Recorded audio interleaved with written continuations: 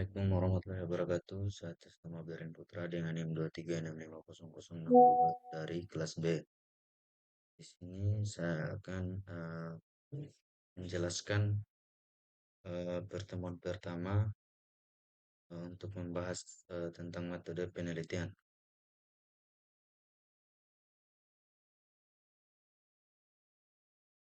Pertama ada tujuan penelitian.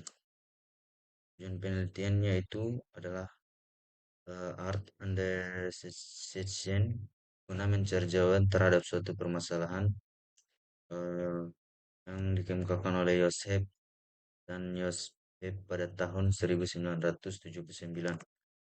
Kemudian penelitian juga cara pengamatan atau inquiry dan mempunyai tujuan untuk mencari jawaban permasalahan atau proses penemuan baik discovery maupun investigation.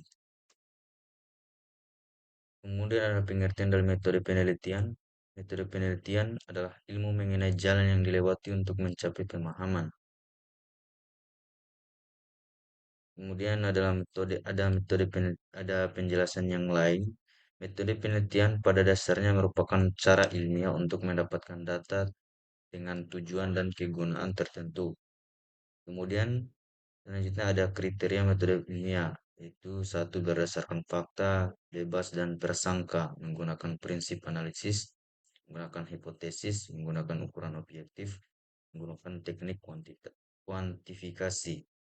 Dan ada beberapa langkah dalam metode ilmiah yaitu merumuskan serta mendefinisikan masalah, mengadakan studi kepustakaan, menentukan model untuk penguji hipotesis, mengumpulkan data, menyusun, menganalisis, dan memberikan interpretasi, membuat generalisasi dan kesimpulan, membuat laporan ilmiah. Kemudian ada asumsi dan batasan dalam metode ilmiah, yaitu ada beberapa, terdapat keturunan atau regularity dan urutan atau order. Terjadinya suatu kejadian dan selalu ada kaitannya dengan dan tergantung dengan kejadian lain yang mendahulunya. Kemudian adanya kontinuitas dalam proses penelitian. Pengetahuan yang dapat dari penelitian harus dapat dikomunikasikan. Kemudian penelitian ilmiah. Penelitian adalah suatu kegiatan ilmiah untuk memperoleh pengetahuan yang benar mengenai suatu masalah dan dapat berupa fakta, konsep, generalisasi, dan teori. Penelitian juga adalah rangkaian pengamatan sambung bersambung, berakumulasi dan melahirkan teori yang mampu menjelaskan dan meramalkan fenomena-fenomena. Fungsi penelitian ilmiah yaitu menemukan suatu pengetahuan baru, menguji kembali pengetahuan atau hasil penelitian yang ditemukan sebelumnya, mengadakan verifikasi, mengembangkan pengetahuan hasil penelitian yang telah teruji kebenarannya, mencari hubungan antara pengetahuan yang baru ditemukan dengan pengetahuan yang lain, mengadakan ramalan, prediksi dengan ditemukan hubungan-hubungan sebab akibat pengetahuan-pengetahuan yang mendahulunya. Kemudian ada proposi, dalil, teori, fakta, ilmu. Proposi adalah pernyataan tentang sifat dari realita dan dapat diuji kebenarannya. Kemudian ada proposi yang sudah mempunyai jangkauan cukup luas dan telah didukung oleh data empiris dinamakan dalil. Teori adalah himpunan konstruksi atau konsep, definisi, dan proposisi yang mengemukakan pandangan sistem tentang gejala dengan menjabarkan relasi di antara variabel untuk menjelaskan dan meramalkan gejala tersebut. Ciri-ciri teori yaitu terdiri dari proposisi, hubungan yang terbukti di antara variabel-variabel. Konsep-konsep dalam proposisi telah dibatasi pengertiannya secara jelas dan frustrasi. Kemudian ada peningkatan non ilmiah. Peningkatan non ilmiah adalah cara memperoleh pengetahuan atau memahami suatu fenomena tanpa menggunakan metode ilmiah yang biasanya tidak didasarkan pada observasi sistematis, logika yang kuat, atau pembuktian yang objektif. Kemudian ada ciri-ciri pendekatan non-ilmiah, tidak sistematis, tidak mengikuti langkah-langkah yang terstruktur seperti dalam metode ilmiah, bersifat subjektif, seringkali berdasarkan pendapat pribadi, pengalaman, atau kepercayaan, tidak dapat diuji ulang, sulit direplikasi atau diverifikasi oleh orang lain, kurang dapat pertanggungjawabkan berdasarkan data atau bukti em- empiris. Kemudian ada contoh pendekatan non-ilmiah, yaitu intuisi, perasaan atau firasat tanpa alasan logis yang jelas, pengalaman pribadi, menarik kesimpulan yang hanya berdasarkan apa yang pernah dialami sendiri. Otoritas percaya pada pendapat tokoh tertentu tanpa mengevaluasi kebenarannya, persangka atau mitos, keyakinan yang berkembang dalam masyarakat tanpa dasar ilmiah. Coba-coba, try and error, mencari perencanaan yang jelas. Kemudian ada fungsi-fungsi penelitian. Penelitian yaitu diantaranya fungsi pengembangan ilmu pengetahuan. Penelitian berperan penting dalam menemukan, memperluas dan memperdalam teori atau konsep yang sudah ada melalui penelitian. Melalui penelitian, ilmu pengetahuan dapat terus berkembang secara sistematis dan logis. Fungsi pemecahan masalah penelitian digunakan untuk mencari solusi atau permasalahan tertentu baik di bidang sosial, ekonomi, teknologi, pendidikan, dan lain-lain. Penelitian ini bersifat aplikatif dan praktis. Fungsi pengambilan keputusan hasil penelitian sering digunakan sebagai dasar dalam pengambilan keputusan baik oleh individu, organisasi, maupun pemerintah. Keputusan yang diambil berdasarkan data dengan cenderung lebih tepat. Kemudian ada fungsi-fungsi penelitian sama juga kayak tadi. Mungkin itu saja. Selanjutnya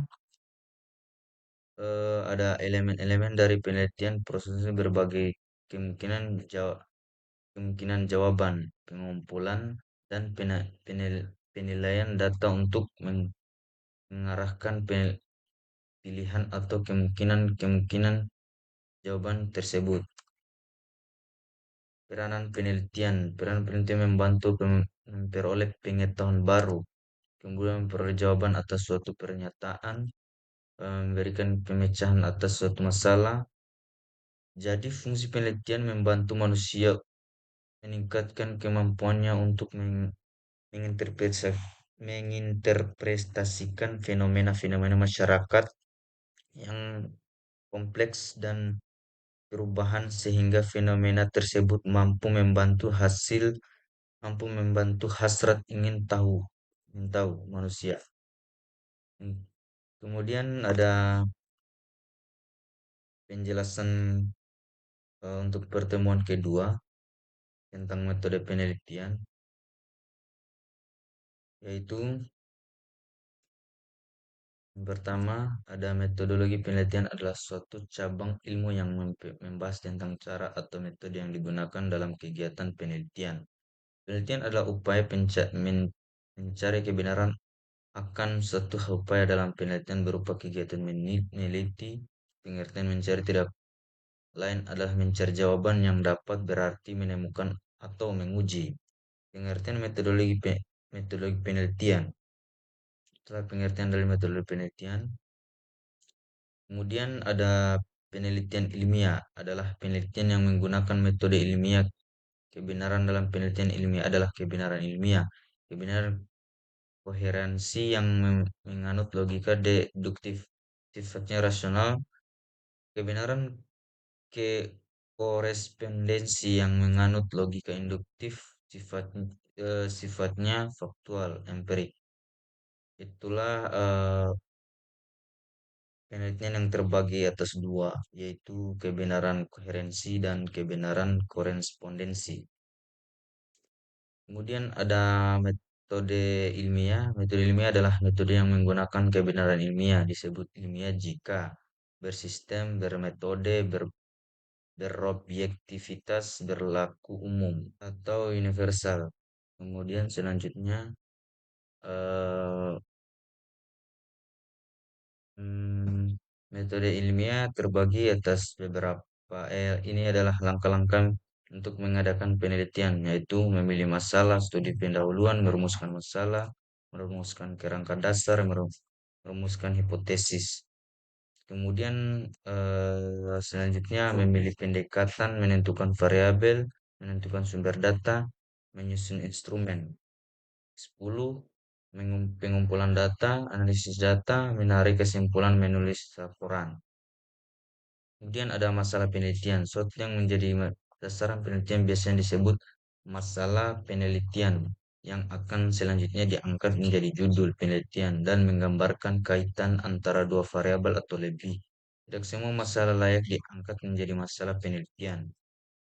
Nah, kemudian ada variabel. Besaran adalah suatu yang memiliki nilai besar atau ukuran tertentu yang dapat diukur secara umum. Besaran dibedakan menjadi dua jenis, yaitu besaran tetapan dan besaran perubahan atau konstanta ataupun variabel. Besaran tetapan merupakan besaran yang nilainya tetap dan tidak berubah, bersifat konstan dalam berbagai kondisi atau pengukuran. Sedangkan besaran perubahan atau variabel merupakan besaran yang nilainya dapat berubah-ubah, bervariasi atau individu atau kondisi, dan biasanya membentuk kumpulan data atau informasi dalam suatu penelitian atau pengukuran. Kemudian ada macam-macam variabel, yaitu ya dari konsepnya variabel dapat dalam penelitian dapat dibedakan menjadi dua, yaitu variabel fakta dan variabel konstruk atau konseptual. Variabel fakta merupakan variabel yang dalam proses pengumpulan datanya tidak memerlukan landasan teori atau konsep yang kompleks.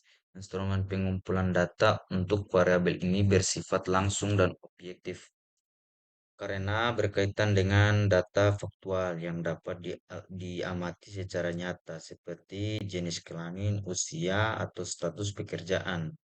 Sedangkan variabel konstruk merupakan variabel yang memerlukan teori dan konsep dalam proses penyusunan instrumen pengumpulan datanya.